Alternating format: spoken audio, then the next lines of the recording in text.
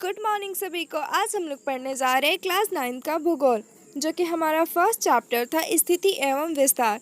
तो इस चैप्टर में हमने भारत की स्थिति एवं विस्तार के बारे में बहुत अच्छे से पढ़ा है तथा पृथ्वी के भी कुछ स्थिति एवं विस्तार के बारे में जाना है।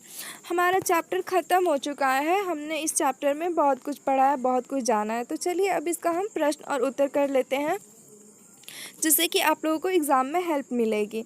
तो सबसे पहले हम इसका वस्तुनिष्ठ प्रश्न करेंगे, जो कि हमारा सबसे पहला क्वेश्चन है।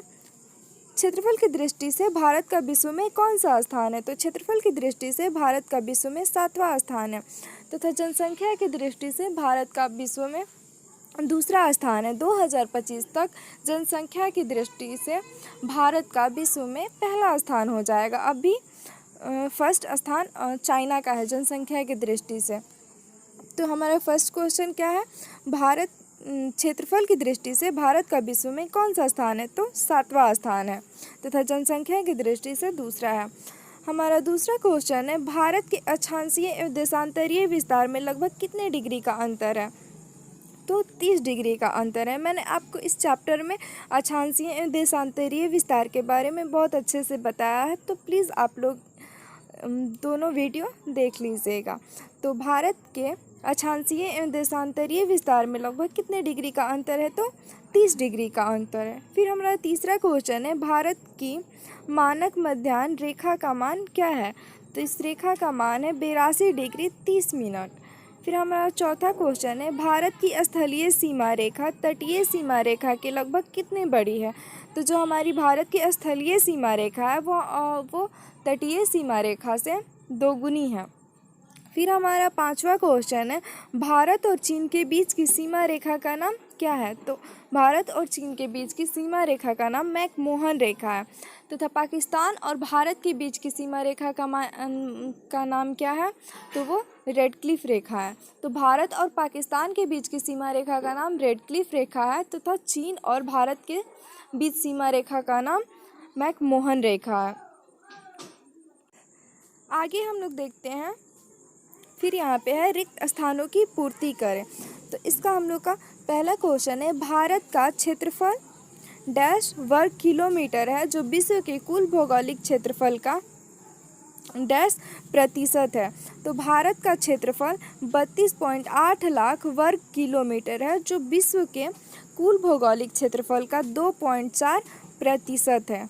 तो भारत का क्षेत्रफल कितना है? 32.8 लाख वर्ग किलोमीटर है, जो विश्व के कुल भौगोलिक क्षेत्रफल का 2.4% है।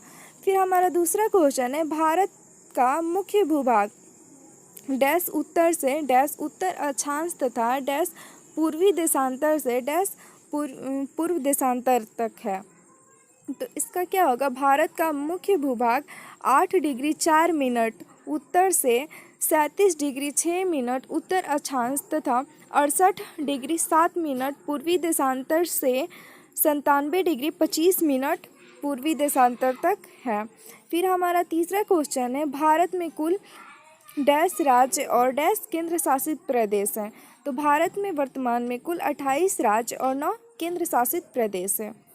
फिर हमारा चौथा क्वेश्चन है, श्रीलंका भारत से डैश और डैश द्वारा अलग होता है। तो श्रीलंका जो है वो भारत से म्यांमार की खाड़ी और पाक जल संधि द्वारा अलग होता है। यहाँ पे पाक जल संधि रहेगा, थोड़ा सा मिस्टेक से छूट गया है। तो जो श्रीलंका है वो भारत से म्यांमार की खाड़ी और पाक जल संधि द्वारा अलग होता है। फिर हमारा पांचवा क्वेश्चन है, कोसी नदी को बिहार का डैश कहते हैं, जो नेपाल के डैश पर्वत से निकलती है। तो कोसी नदी को बिहार का शोक कहा जाता है, जो नेपाल के हिमालय पर्वत से निकलती है। कोसी नदी को बिहार का शोक क्यों कहा जाता है? तो वो इसलिए कहा जाता है क्योंकि उस कोसी नदी में बाढ़ आता है, जिसकी वजह से बिहार में बहुत बाढ़ आता है और उसमें बहुत नुकसान होता है। इसलिए कोसी नदी को बिहार का शोक कहते हैं, जिससे फसल बहुत ज़्यादा बर्बाद हो जाती है। तो ये मैंने आपको चैप्टर में पढ़ाया है, आप लोग प्लीज़ वो वीडियो देख लीजिएगा। फिर आगे हम लोग देखते हैं। फिर है हम लोग का कारण बताओ। इसका हम लोग का फर्स्ट क्वेश्चन है, भारत का अक्षांशीय एवं देशांतरीय विस्तार लगभग समान है किंतु भूमि पर दोनों की वास्तविक दूरी समान नहीं है, क्यों? तो उत्तर, इसका कारण यह है कि पृथ्वी पर अंतर अक्षांशीय दूरी समान रहती है किंतु अंतर देशांतरीय दूरी जैसे जैसे ध्रुवों की ओर जाते हैं कम होते जाती है। ये भी मैंने आपको वीडियो में बताया है कि क्यों इसके देशांतरीय विस्तार की दूरी कम होते जाती है और ध्रुवों की तरफ जाती है तो कम होते जाती है, तथा जब बीच में होती है तो वो चौड़ी होती है। तो इसका जो हम लोग का फर्स्ट क्वेश्चन है, भारत का अक्षांशीय देशांतरीय विस्तार लगभग समान है किंतु भूमि पर दोनों की वास्तविक दूरी समान नहीं है, क्यों? तो इसका कारण यह है कि पृथ्वी पर अंतर अक्षांशीय दूरी समान रहती है किंतु अंतर देशांतरीय दूरी जैसे जैसे ध्रुवों की ओर जाते हैं कम होते जाती है। फिर हम लोग का सेकंड क्वेश्चन है, भारत के अरुणाचल प्रदेश के निवासी सौराष्ट्र के निवासियों की तुलना में सूर्योदय के 2 घंटा पहले ही उठ जाते हैं, क्यों? तो इसका कारण है उत्तर, भारत में अरुणाचल प्रदेश और सौराष्ट्र के बीच स्थानीय समय में 2 घंटे का अंतर होता है। जब अरुणाचल प्रदेश में सूर्योदय होता है उस समय सौराष्ट्र में अंधेरा रहता है, वहाँ 2 घंटे बाद सूर्योदय होता है। ऐसा दोनों में 30 डिग्री देशांतरीय विस्तार के कारण होता है, इसलिए सौराष्ट्र के जो निवासी होते हैं वो सूर्योदय होने के 2 घंटा पहले ही उठ जाते हैं। जो अरुणाचल प्रदेश के निवासी होते हैं वो सौराष्ट्र की तुलना में वो 2 घंटा पहले उठ जाते हैं। तो अरुणाचल प्रदेश के लोग 2 घंटा पहले उठ जाते हैं और सौराष्ट्र के लोग 2 घंटे बाद उठते हैं। तो ये आपका यहाँ पे आंसर हो गया। फिर हमारा तीसरा क्वेश्चन है, भारत के जम्मू कश्मीर राज्य में जाड़े की ऋतु में जहाँ लोग गर्म कपड़े में लिपटे रहते हैं, वहीं दक्षिण राज्य केरल के निवासी खुले बदन और लुंगी में घूमते हैं, क्यों? तो हमारे यहाँ पे आंसर है, भारत के दक्षिण राज्य केरल विषुवत रेखा के काफ़ी नज़दीक होता है। मैंने आपको उस चैप्टर में बताया है कि विषुवत रेखा कहाँ है, कर्क रेखा कहाँ है, मकर रेखा कहाँ है, इसकी स्थिति कहाँ है। तो आप लोग वीडियो देखिएगा तो आप लोगों को क्वेश्चन आंसर अच्छे से समझ में आएगा। तो इसका कारण यह है कि भारत के दक्षिण राज्य केरल विषुवत रेखा के काफ़ी नज़दीक है, अतः यहाँ सूर्य की किरणें अपेक्षाकृत सीधी पड़ती हैं और सूर्य का ताप अधिक मिलता है। वहीं जम्मू कश्मीर विषुवत रेखा से काफ़ी दूरी पर है, जिसके कारण सूर्य की किरणें तिरछी पड़ती हैं, जिसके कारण सूर्य ताप बहुत कम मिलता है यहाँ। इसलिए जम्मू कश्मीर के लोगों की अपेक्षा दक्षिण भारत के लोग लुंगी में लिपटे रहते हैं। यहाँ पे थोड़ा करेक्शन कर सकते हैं, मिस्टेक से टाइपिंग हो गया है, तो लुंगी में लिपटे रहते हैं। फिर हमारा फोर्थ क्वेश्चन है, भारत की तटीय सीमा रेखा काफ़ी लंबी है, क्यों? तो इसका आंसर है, इसका कारण यह है कि भारत का अधिकांश भाग समुद्र से घिरा हुआ है। भारत 3 तरफ से पानी से सटा हुआ है, इसलिए भारत की तटीय सीमा काफ़ी लंबी है। फिर हमारा लघु उत्तरीय प्रश्न है, तो इसका क्वेश्चन फर्स्ट है, भौगोलिक क्षेत्रफल की दृष्टि से भारत के सभी देशों के नाम क्रमवार से लिखें।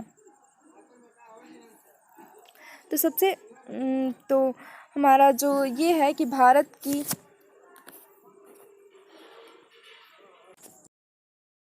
भौगोलिक क्षेत्रफल की दृष्टि से भारत के सभी बड़ी देशों के नाम क्रमवार से लिखें जो सबसे ज़्यादा भारत के साथ बॉर्डर बनाती हैं। तो इसमें सबसे पहला हो गया बांग्लादेश। बांग्लादेश का बॉर्डर सबसे ज़्यादा भारत के साथ लगता है। फिर हो गया सेकंड नंबर चीन हो गया, थर्ड हो गया पाकिस्तान, फोर्थ हो गया नेपाल, फिफ्थ हो गया म्यांमार, सिक्स हो गया भूटान, फिर सबसे लास्ट हो गया अफ़गानिस्तान 7 नंबर। तो अफ़गानिस्तान की सीमा भारत के साथ बहुत कम लगती है और बांग्लादेश की सीमा सबसे ज़्यादा लगती है। फिर हमारा दूसरा क्वेश्चन है, बंगाल की खाड़ी और अरब सागर में स्थित भारत के द्वीप समूहों का नाम लिखें। तो उत्तर, अरब सागर में जो द्वीप समूह है उसका नाम है लक्षद्वीप, और जो बंगाल की खाड़ी में द्वीप समूह है उसका नाम है अंडमान एवं निकोबार। फिर हमारा तीसरा क्वेश्चन है, भारत की स्थलीय सीमा रेखा को छूने वाले सभी पड़ोसी देशों के नाम लिखें।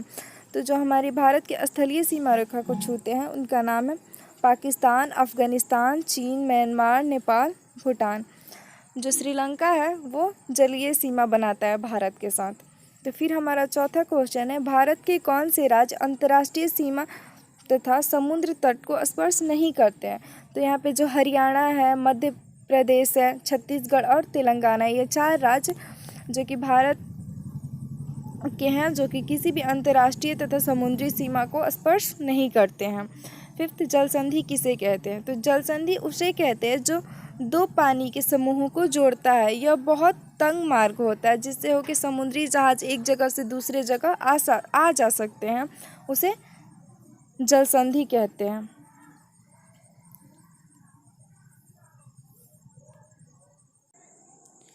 जैसे कि ये हो गया हमारा बंगाल की खाड़ी हो गया, ये हो गया अरब सागर में द्वीप समूह है, यहाँ पे लक्षद्वीप है यहाँ पे, और बंगाल की खाड़ी में जो द्वीप समूह है ये है अंडमान और निकोबार। और जो यहाँ पे श्रीलंका है जो भारत के साथ जलीय सीमा रखता है, और ये भारत की स्थिति हो गई। पाकिस्तान यहाँ पे हो गया, फिर अफ़गानिस्तान थोड़ा सा यहाँ पे, जम्मू कश्मीर के साथ अफ़गानिस्तान का सीमा लगता है। फिर यहाँ पे चाइना हो गया, नेपाल हो गया, भूटान हो गया, बांग्लादेश हो गया और म्यांमार हो गया, जो भारत के साथ बॉर्डर साझा करते हैं, स्थलीय बॉर्डर साझा ये सब देश करते हैं। और जलीय श्रीलंका करता है। और ये जो हमारे राज्य हो गए, ये ना स्थलीय सीमा किसी देश के साथ साझा करते हैं और ना जलीय। तो ये कौन कौन से राज्य हो गए? एक तेलंगाना हो गया जिसकी राजधानी हैदराबाद है, फिर यहाँ पे छत्तीसगढ़ हो गया जिसकी राजधानी रायपुर है, मध्य प्रदेश हो गया जिसकी राजधानी भोपाल है, तथा यहाँ पे हरियाणा हो गया। तो ये सारे देश हैं जो किसी भी देश के साथ ना स्थलीय सीमा रेखा साझा करते हैं और ना ही जलीय सीमा रेखा साझा करते हैं। और कुछ यहाँ से होके कर्क रेखा गुजरती है, इसके भारत के नीचे से कुछ यहाँ इधर से, और नीचे से मतलब फिगर नहीं आ पा रहा है, लेकिन नीचे से और होकर विषुवत रेखा गुजरती है, जो कि विषुवत रेखा जब सीधे होती है, सूर्य जब विषुवत रेखा पे होता है तो यहाँ पे सूर्य का प्रकाश बहुत अच्छे से पहुँचता है, जिसकी वजह से यहाँ पे ज़्यादातर गर्मी होती है और यहाँ पे बहुत ठंड होता है। यहाँ पे सूर्य की किरणें ऐसे करके सीधे पड़ती हैं, और जबकि यहाँ पे बहुत तिरछी ऐसे करके इधर से सूर्य होता है, इधर सूर्य की किरणें बहुत तिरछी पड़ती हैं, जिसकी वजह से यहाँ पे ज़्यादा ठंडा का मौसम रहता है और यहाँ पे गर्मी का मौसम रहता है। तो इतना आप लोगों को उम्मीद करते हैं कि इतना आप लोगों को अच्छे से समझ में आया होगा। हम लोग नेक्स्ट चैप्टर में पढ़ेंगे, हिमालय के बारे में पढ़ेंगे, पठार क्या होता है उसके बारे में पढ़ेंगे, कुछ नदी के बारे में पढ़ेंगे, फिर पढ़ेंगे कि हमारी पृथ्वी कैसे बनी, कैसे और वो सारा जो है महादेश में बटा, फिर कौन कौन सा पार्ट महादेश में बटा, फिर महादेश से कैसे फिर इंडिया अलग हुआ, इंडिया किस महादेश में है, और इंडिया का जो नीचे का प्रायद्वीपीय भारत है वो किस का पार्ट है, तथा ऊपर का जो वो भारत का जो पार्ट है वो किसका, गोंडवाना लैंड का है या अंगारा का है। ये सब हम लोग बेसिक से अगले चैप्टर में, सेकेंड चैप्टर में पढ़ेंगे। तथा दर्रा पढ़ेंगे, उसमें नदी पढ़ेंगे, हिमालय के बारे में कुछ पढ़ेंगे, वो सब आप लोगों को सेकेंड चैप्टर में पढ़ना है। तो वो सब अच्छे से उसमें पढ़ा जाएगा और उसको याद भी किया जाएगा। अगर आप लोगों को मेरा वीडियो अच्छा लगा हो तो प्लीज़ लाइक कीजिएगा और सब्सक्राइब कीजिएगा, और हम लोग आगे की वीडियो में और देखेंगे और इसके बारे में जानेंगे। तथा दीर्घ उत्तरीय प्रश्न उत्तर जो है वो आगे की वीडियो में हम लोग करेंगे। फिर आप लोग को मानचित्र पे बहुत सारी चीज़ें समझानी है, किस राज्य की राजधानी कहाँ है, कैसे है, वो सब भी आप लोग को बताना है कि सबसे ज़्यादा समुद्र के साथ कौन सा राज्य बॉर्डर ज़्यादा साझा करता है, सबसे बड़ा बॉर्डर कौन सा राज्य बनाता है, वो सब हम लोग आगे के वीडियो में देखेंगे। तो फिर अगले सेकेंड चैप्टर में हम लोग बहुत अच्छे से दर्रा वगैरह वगैरह के बारे में अच्छे से पढ़ेंगे। So thank you so much.